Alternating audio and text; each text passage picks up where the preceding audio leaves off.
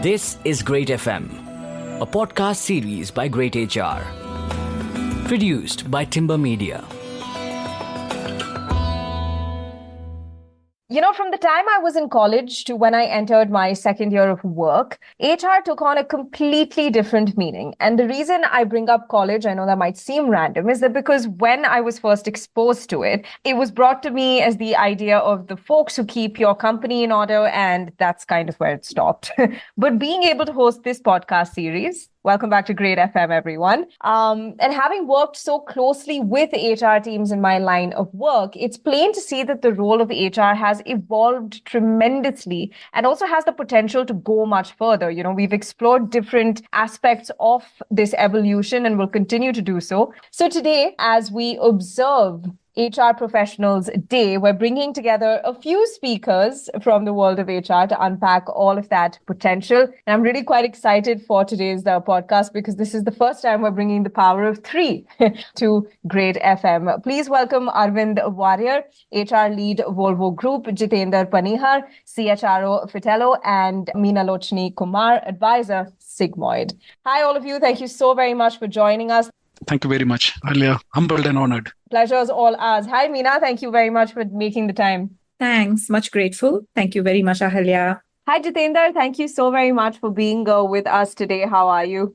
Thank you, Alia. Doing very well. And it's a pleasure. Look forward to an interesting chat.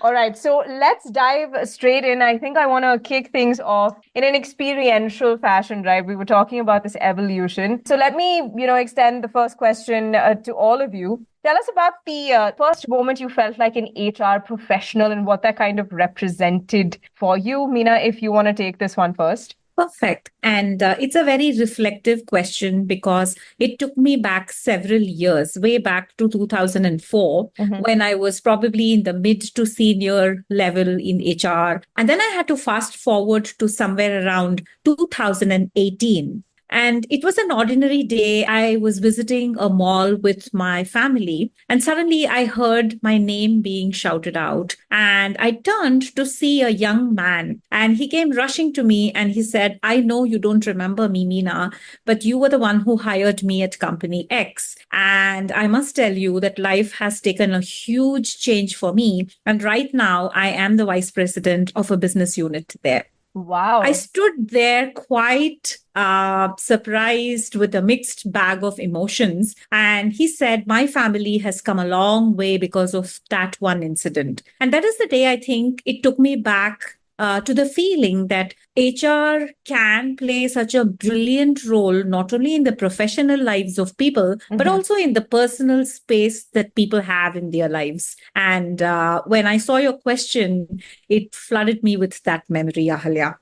I love that. And I'm so very glad we're starting off with that question, simply because, that's the thing. I feel, interestingly enough, HR, human resources, right? But we tend to forget the humane aspects of this role. I think this also brings about, what you value the most about the job. And we'll talk about that a little bit more. Aravind, if you'd like to share your, moment, your reflection on when you first felt like an HR professional and what that meant for you going ahead in your career. Thanks for that brilliant question, Alia. I just have one reflection from my stint in one of the great organizations I worked. There was an instance where one of the candidates who was actually whom I hired was a software engineer. Then he became a senior software engineer in 2 years. Very potential candidate. What had happened to him is soon after senior software engineer, there was an assessment. Assessment is either you become a project lead where you have the people aspect coming in. Another was the technical lead. This is where he had approached me asking, "Aravind, can you just come for a walk? I have something to ask." So I told him, okay. He started asking me, see, the assessment is nearing. And at least in my mind, I feel I'm a technical guy. Then I started asking, why do you feel so? Because he was saying, going back the whole journey in his school days also, I was not a person so studious. And the whole thing was around the technology or the technology aspect, learning and unlearning a lot of technology. That's excited him. Now, since he's going to have a transition in his life, he was asking, "Aravind, what should I do?" So the best thing I told him is, what you can do is basically go back, take a piece of paper, write your strengths, and then see where do you fit, either the technical side or the project side. So what he did is the whole night he was reflecting on his strengths. And finally, the whole thing, it was just anchoring around the technical side. And then keeping that in mind, he really went ahead and nominated himself for the technical side. He was able to crack it. and now he's a senior head in one of the greatest companies in this India. So I feel this is where I was able to create an impact in someone's life, because more than anything, if you can really help someone build their careers, that's where HR really makes a difference. I think more than anything, if you can make someone reflect, if you can just make someone think on their own strengths and capabilities, that's where HR can definitely make a big difference. These are my thoughts. Awesome, Aravind. And I think it really gives us a lot of context to take this conversation forward. So, Jitender, also to come to you now, to ask you about that moment that first represents being an HR professional for you. Is that a vivid memory that you have? Was it very early on in your career, or did it happen a little bit later on? I think it's interesting to sort of get your reflections on that. So I think my tryst with HR happened by chance, and it was a classical case of serendipity. But I think once I got into the profession, I've had multiple reflections which ensured that the reason why, I picked up HR kind of stayed true. So during my times with consulting, I got multiple opportunities wherein, I worked with HR professionals, by being on the other side of the table. And that is where my, belief in being an HR professional and the function became much more stronger. And being a consultant, I saw quite a bit of misses. There were several gaps. And, once you see things from an outside perspective, you get a lot more deeper in terms of what you can bring to the table. And I think that's where, as an HR professional, I realized that, okay, this is where, I want to be, the kind of value that I want to create, the kind of contribution I can make as an HR professional makes much more sense. That's such a wonderful reflection, Jitender. And, also to see that serendipity does always play a role in our lives and also helps make the best decisions sometimes. I also would really like to get your views on what is that one opportunity or aspect of work. So much of this conversation revolves around the evolution of HR. So in your own experience, do you believe that there's a very unique opportunity for HR professionals world over to really tap into something that is ripe for the picking that you believe everyone should keep their eyes on? Absolutely, Leah. And I believe, as an HR professional, the function does not just have one opportunity. There is an opportunity to be a 360-degree player. And when I say, being a 360-degree player, that means not just picking up a functional hat, but also picking up, a hat, which is of a problem solver, someone who can create massive impact. Now, that impact might come from being a business partner.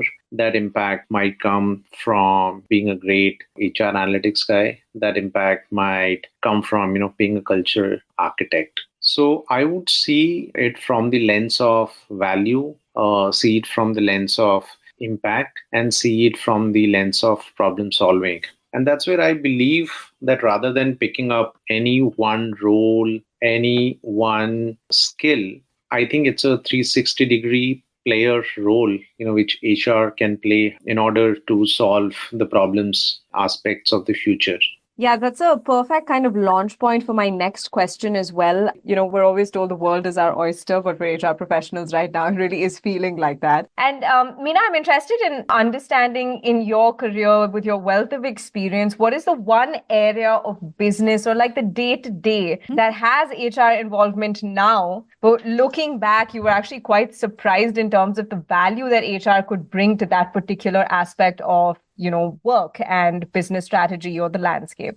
I would say two of them, to be very candid. The more I thought about it, I said I can't stop with one. The first one is more around how there is active partnership between the business and HR today, and the credibility HR has earned through its work, depth of knowledge, and interaction with the business to be earning a seat at the table. I think there's a huge shift that I am seeing since the time I began my career.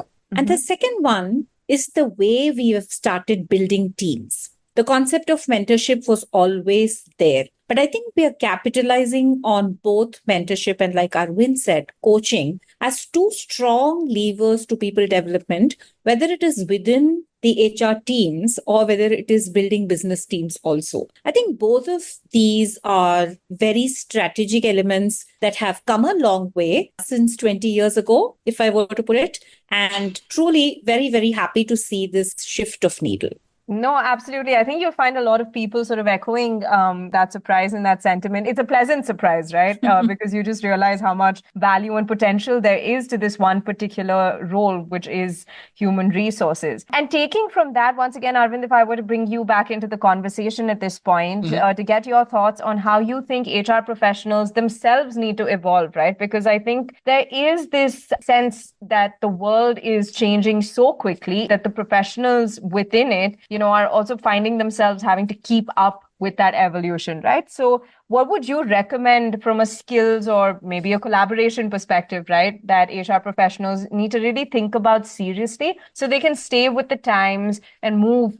I know I have to steal Meena's ideas here, but most important piece, which I feel is basically in terms of URC, upskilling, reskilling, and cross-skilling. Because as an HR leader, you cannot say that I understand only the business part. I was reading one of the recent HBR posts this morning. They are saying about super tech leaders. Super tech leaders are people who don't just say that I only know architecture, I only know security. They are expecting to compete or to outshine your AI. You got to know anything and everything which AI is doing and supporting the business. Number one. Number two, as an HR, you got to see value, impact, and contribution through your words, action, and thought. And that's where impactful deliverables really makes a difference. When you speak to a leader or an HR person, it's not about health and recreation anymore. It's how do you really bring in value, impact, and contribution in whatever you do it. And no more, it's something to do with your doables, which comes in the form of your job description. And that's where HR really creates an impact. And as an HR profession, we should never stop learning and always do that same concept of learning, unlearning, and relearning. Because now it's not competing with anyone, it's competing with machines. So if you have to do that, you've got to really do this art of learning, unlearning, and relearning. Yeah, no, absolutely. Especially the last part, again, on Great FM, we've had so many conversations about how AI and technology are really impacting the business of HR, right? Absolutely. I also do want to, look at the flip side, Jitender, and get your opinion on what are some of the systemic issues that you believe are, really plaguing the world of HR. Are there things, mindsets, approaches that you feel we have not completely eradicated that we should as soon as possible, things that you just believe need to go ASAP? Great question, Ahalya. And I think there are still some areas of lag. There are certain gaps, that we need to solve for, in the community. Personally, if I look at my experience, number one would be, the stereotyped version of HR being non-responsive. This is something that we often hear on social media. We often hear from candidates, we often hear from people and employees in the organization that whenever it comes to responsiveness, right, HR as a function lags a lot behind. So this is a stereotype which I believe, is a big problem to solve, because it's not just about perception, right? It's about the brand of the profession. It's about the brand of the community. And I do believe that, yes, while there are some people or contextual challenges to it, it's a widespread problem. And I've experienced it, as a consultant when I was on the other side of the table. It does happen that a lot of HR systems and professionals are less responsive, or I would say non-responsive. So many times we choose to delay responding rather than, let's say, saying a no upfront. So I believe non-responsiveness, is a very, very big problem area for the community that needs to be solved. A very valid point that you've just brought up, Jitender. So, Meena, now to bring you back into the conversation, also asking you about maybe your past year in HR, what would you say have been kind of the biggest wins for the fraternity? I think in observance like, HR Professionals Day really allows us the chance to reflect on some of our small and big wins, right? So, over to you. I think there have been a couple of major shifts. While we have been thinking about data, we have used data in parts in the last 10 years. I think in particular, the last year, I think there's been a lot of conversation of how HR can really value data driven decisions. And when I say HR, how that is impacting the business. So I think this is one major shift, one major insight, one major learning that has put HR in a place where we really need to understand data much deeper. What are the interconnects in an organization? Where is the data streaming from?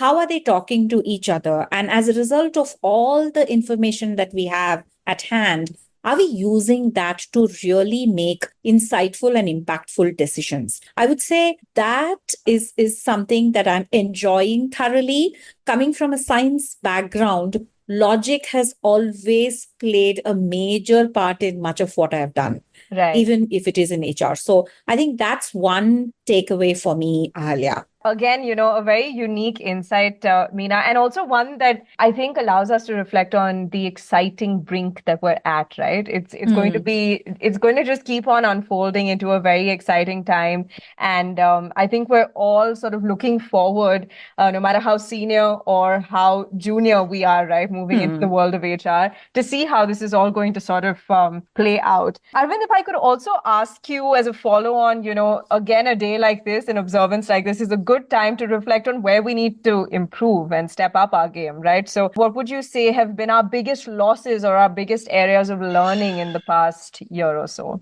Just a reflection again, the whole HR scenario, the playground, it's taking new shape after the so-called arrivals of the MLs, DLs and all those things. But I always feel at the end, and this is one of the frameworks which I'm working at this point of time, whatever it is, you cannot give three things to a machine. One is your imagination, another is your curiosity and empathy. I think ICE is something which you should not forget it, because world needs kind leaders, people who can bring in something called empathy and compassion. If you look back to our leaders, or probably the best HR minds and leaders, or something which really requires, leapfrog kind of thinking, or a radical thinking, or a disruptive thinking, that only comes from imagination. And that only comes from curiosity. And curiosity, if you start giving it to by the word called prompt to your systems, where are you using your so-called creative mind? That's something which is very important. And at the end, be human. I don't have any different qualms about AI, but don't leave curiosity and imagination to the tool. Because at the end, you see any versions of ChatGPT in the future, whatever is going to come, it's only because someone has really imagined, someone has put in a lot of thought process, someone has questioned why and why not.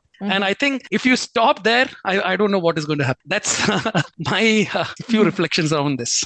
Yeah, absolutely. In fact, it'll be quite ironic if we do outsource the human resources to the machines, right? I don't even see a world in which that's entirely possible, or at least, like you said, the great stuff that comes out of that connection, right, in the workplace is probably one that is fit for human beings. So, so we've very quickly reached the end of the podcast. I also want to take a moment at this point to really wish all of you a very happy HR Professionals Day, and thank you so much for joining us. But if I could let you go, with just one question, I think it would be, and I think HR is ridden with myths and misgivings from the world outside, right? Like I said, when I was in college, I was introduced to it with the idea that it's just this really boring administrative thing. And the more I have explored it, the more I've realized it's almost the complete opposite, right? So I want to ask each of you if there's a relentless myth about HR professionals that you really like to bust right now, one that has followed you throughout your careers and you find yourself still at this point in time telling people, hey, you've got it wrong. Meena, if you want to go first. Yeah, but even before I get there, I'd like to add to what Arvind said, which is very, very important for us to kind of put it out there. I think it's important for us to hit the pause button very often. It's important to do some deep work, deep dive in whatever we are doing. And more than anything, mindfulness is no longer a myth or a fad. It is so important for us to take those small, big breaks, 2-minute meditation, 1-minute meditation, and make sure that you're completely aware and in the present. That is what is going to be the biggest driver for HR in terms of the capability, as far as both I think Arvind and I see. And coming to your question, it's absolutely brilliant that we are thinking about how HR has little responsibility beyond administration and bureaucracy. This is something I have heard over the years, not anymore, but it used to leave me very stifled and shocked, because I think we play a very responsible role in chartering the careers of hundreds and thousands of people who are engaging with us throughout our lifetime. It's not even once or twice in a day, but it's over a lifetime that we're able to, kind of develop capabilities, identify the potential people have, and make sure that it is really, they are there at the right place at the right time, doing the right thing. I think that cross of responsibility that we carry is for a lifetime. And I would like to call it loud and clear that we are beyond administration, we are beyond bureaucracy, and there's much more meaningful things that we are giving back to the organizations that we are part of. Yeah, absolutely. And like you pointed out right in the beginning, what you're giving back is also critical roles, like a VP of, a particular, vertical within the company. So absolutely agree with you there, Meena. Aravind, what about you? Is there one, myth that sort of has followed you always that really troubles you or even just irks you? I'll just give you some statements. One is basically in terms of someone saying, it's something an HR's job. There's a fantastic book I would recommend all my leaders to read, The Power to Middle. I always feel somehow thinks HR is a facilitator. Sometimes HR is a coach, but please don't say HR as an administrator because HR's role has been evolving. Now, let's assume we don't talk about performance appraisal. We don't talk about performance when we say performance coaching. That's where HR has to move from doables to deliverables. Everyone says, oh, that is HR's job. I think somewhere we have to say stop and then say that no, it is not. And you as a leader, we will be facilitating because career development, it is HR's job. Succession planning, it's career job. No, it is. As a leader, you do only three things: leadership, change, and impact. And that's what we should be looking at. So I think that's what my 2 cents are for this piece, Alya. Okay, I think throw it back to people to think about for a minute. Would like to ask you as well, Jitender, is there one that follows you a lot as an HR professional, as a CHRO now, that you would really like people to just leave behind, leave in the past? Yeah, absolutely. There are quite a few myths. While I'll start with the first one, because that's more closer to the question, is that HR is not just about birthday cakes, and HR is not just about rangolis, and HR is not just about, these parties. I think somewhere HR professionals and community have also been a culprit, in creating that perception and promoting that perception. HR is far, far beyond. And I think somewhere we have not been able to define the strategic aspect of what an employee engagement is, the strategic aspect of the kind of interventions we take. And somehow we have not been able to, sell this well to the external world. And hence the perception stays with them and it keeps on getting promoted. So that's one myth that I would want to break. There's another aspect which I would want to call out is it's not a myth that a lot of people have this stereotype. It's a perception, I would say. Perception that aap log kya karte ho? We keep hearing about all this. And I think somewhere, people also need to be educated, including business leaders and stakeholders around, what HR really does. And I think that's where HR leadership comes into picture, wherein, they have to take a very courageous and a bold call in terms of making people aware by presenting business cases, by sharing metrics, being part of, group wherein they can voice out that this is what is the real value that HR brings to the table. And I think once you start doing all this, I believe the perception and the stereotyping, that has happened for all these years and now continues to happen will slowly kind of, fade away. Yeah, absolutely. And hopefully we've kind of, given platform for the amplification of their voice. And I think a lot of us, it's a good one, actually, Jitender, a lot of us are looking forward to that day where this myth ceases to exist, right? I have to thank all of you so much for being here. It's been a pleasure having you on this podcast. And like I said, wishing you a very happy HR Professionals Day. So glad we could use this platform to really recognize all of your amazing work and insights as well. Thank you, Ahalya. Thank you, Ahalya. All right, everyone, stay tuned to our series. Hope you enjoyed this podcast. It's something a little bit different, multiple voices, diverse thoughts. Hope to bring you so much more content in the future. And like I said, HR is an evolving world. There's going to be so much to talk about. So I don't see us stopping anytime soon. Stay safe and stay happy. We'll catch you in a bit. This is Great FM, a podcast series by Great HR. Produced by Timber Media.